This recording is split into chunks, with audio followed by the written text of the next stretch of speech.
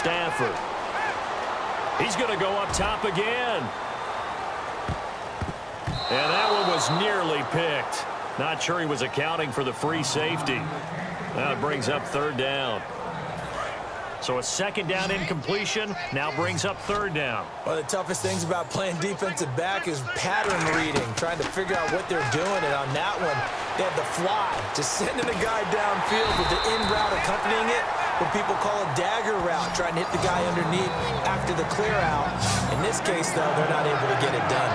Yeah, they said forget the underneath route. They went for the guy on the fly, but as you said, incomplete. And fit's the exact right word. Over the middle, there's almost always traffic, so anytime you're a receiver in that area, you're not just focused on catching the football. You're wondering where the collision... And he fires one that's intercepted. Oh, he's got some breathing room. Picked off by Akeem Talib. And a huge return as he'll take this one all the way down inside the 30-yard line.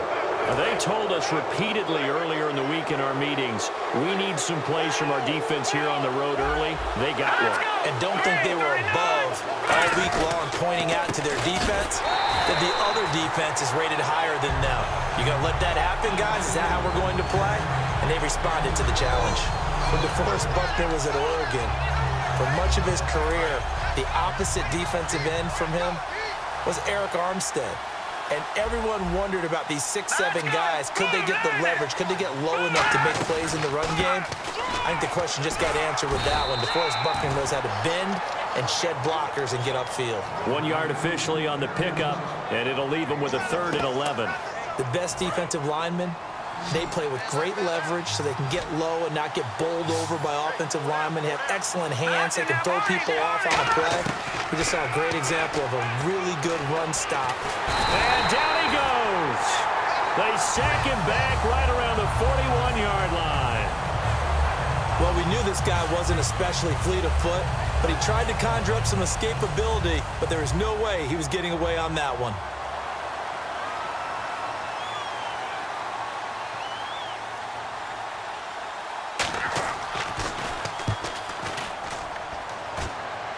And they'll play keep away from the returner as this one will be marked out of bounds at the 13-yard line. Pretty good spot.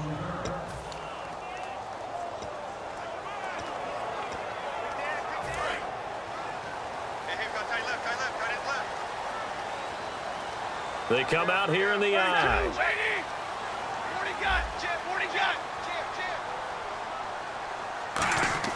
Trying to shake off the interception. He'll look to throw.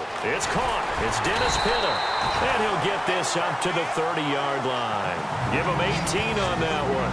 And the Packers are going to have a first down. And the game just keeps evolving. Big guys running those corner routes, so difficult to cover. On first down, Stafford here. And hauled in by Pitta. And he'll be taken down, but not before he gets into enemy territory. And a good quarterback facing zone coverage. If he has just a little bit of time to survey the scene, that's what's going to happen. No doubt about it. If there's no pressure, he's going to continue to pick them apart because he'll have all that time to find someone open downfield. He can only cover for so long. So maybe they want to go to a zone blitz scheme, get a little bit more pressure. Remember when Carolina did that against Denver? They lost the game ultimately.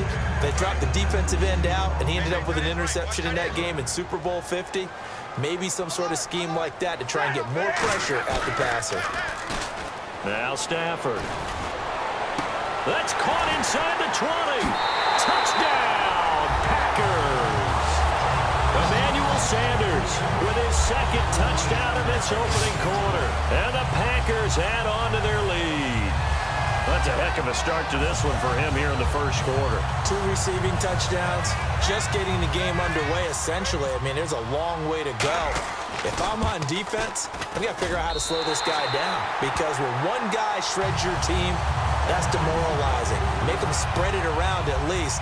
But right now, he's showing no signs of slowing down. So the Packer kickoff team set to go as they will kick this one away. This is fielded a couple yards deep. And he'll take this up past the 20 and down at the 22-yard line.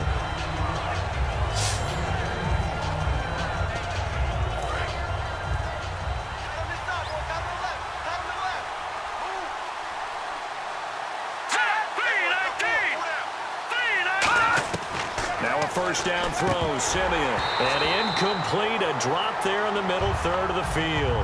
That'll bring up second down.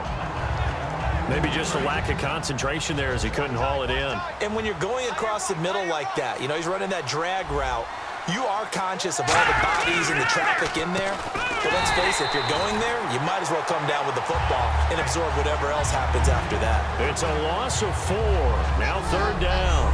Back alongside Charles Davis, I'm Brandon Gaudin. It's Bronco football to begin quarter number 2. They do, however, have a tough third and long coming up.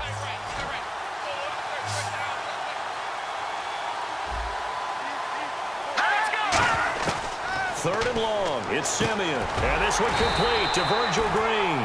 It'll be a gain of 8, but it'll also lead to a fourth down. One hallmark of good defenses is understanding the game, understanding positioning, and tackling immediately in the secondary after catches. I think we just saw that on display right there. Got to him before he ever had a chance to think about turning it upfield. Now Austin. A nice job on the return there, 16 yards. And it'll be Packer football here, first down and 10.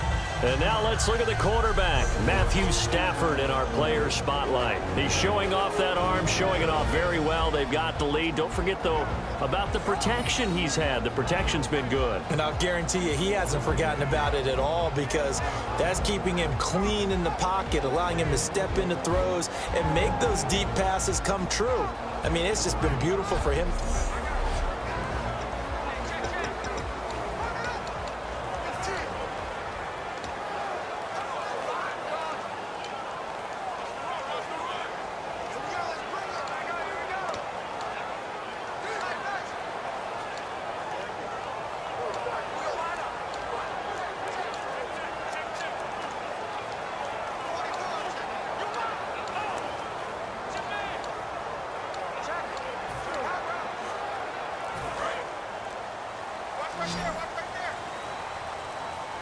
The play clock's running down. On first down, it's Stafford. This one grabbed by A.J. Green. And able to get this one across the 45 before he's brought down. Give him 11 yards that time and a new set of downs. One thing I can say pretty safely, that route is not called if you don't have a guy who can throw the ball and put some mustard on it. Because if you're going to lollipop it in the middle of the field, bad things usually happen. It takes a strong-arm guy who can rifle it in there, and they were able to successfully complete that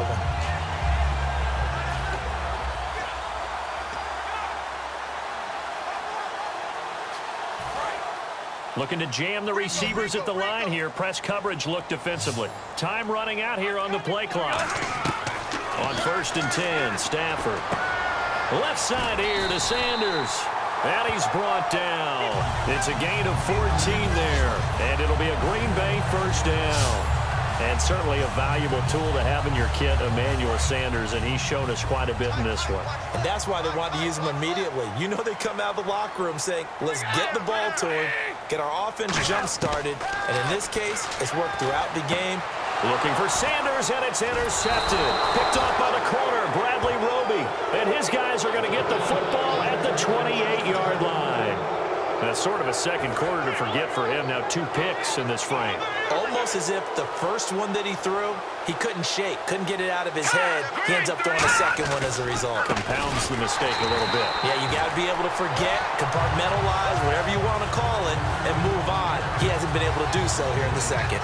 We just saw another example of how the defense is winning this game. Really at the point of attack, the offensive line's just getting pushed around. I think now as a play caller, you got to give them a little bit of help. Maybe keep your tight ends a little bit more. Maybe the running backs help you a little bit with the pass blocking. But you've got to help them get some confidence because you can't abandon the play calling right now. And they'll lose a yard that time, and that's going to lead to a third down. With the struggles we're seeing up front for the offense today, they've got to think about changing up their play calling. Some screens, some draws, some quick-hitting plays in order to try and supplement the run game. You don't totally abandon it, but you try and give it a little bit of help. A reminder coming up at halftime. Larry Ridley will join us from Orlando with our halftime report. But business to take care of before that. And this one goes nowhere. Losing yardage back at the 22. He lost 2, and it brings up 4th. Here's Britton Colquitt now. as the drive goes backwards, so he's on to punt it away. When you're putting together a formula for winning defense, it's exactly what we're seeing in this game. Controlling the line of scrimmage, attacking, and changing everything so that now they're playing in the offense's backfield. They're playing an excellent game.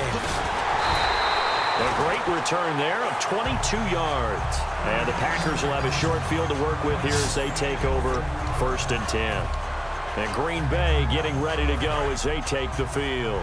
And 2 interceptions thrown here in this first half. You hear it, no matter the sport, they say the great athletes, they can kind of have a short-term memory, but that's easier said than done. It is easier said than done, but I played with it. And he's got it. It's caught for a Packers touchdown. Emmanuel Sanders on his way to a monster game. 3 first-half touchdowns. And the Packers add 6 to their lead. So not only is that his 3rd touchdown catch of the game, he's done it here in the first half. I'm not sure defensively what they're going to come up with to slow him down, because already we're seeing him run past, over, through guys in order to make these catches. And being able to try and shut him down at this stage of the game, it's going to take a lot of effort. So maybe it'll open things up for some other people. Well, they better figure something out, and soon. This is fielded a couple yards deep. And he'll wind up about 4 yards shy of where he would have been if he had taken a knee, as they'll start at the 21-yard line. So the Broncos coming out now. And what do you think goes on here in this situation? If you got the football, you're trailing, you're back in your own territory with just a little time. Do you try something? You're thinking about jump-starting your team, right? You just mentioned it. They're down. They're trying to get back into the game.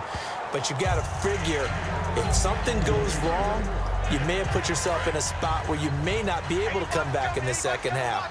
Managing risk, this is a big decision here. Let's go! Green 39! 2nd and 10, Simeon again. And his throw is incomplete. Emmanuel Sanders, the intended receiver. And that takes us from 2nd to 3rd down.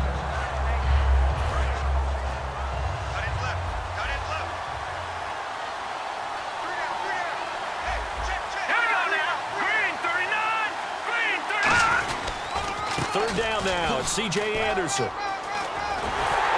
a nifty little deep juke spin move. Not a great deal there on the back end, but a nice gain still. And once again, leverage wins. And now the Packers going to take another timeout. And now following that timeout, the defense back out onto the field. Here's Britton Colquitt now, as he'll punt it away for the 4th time today.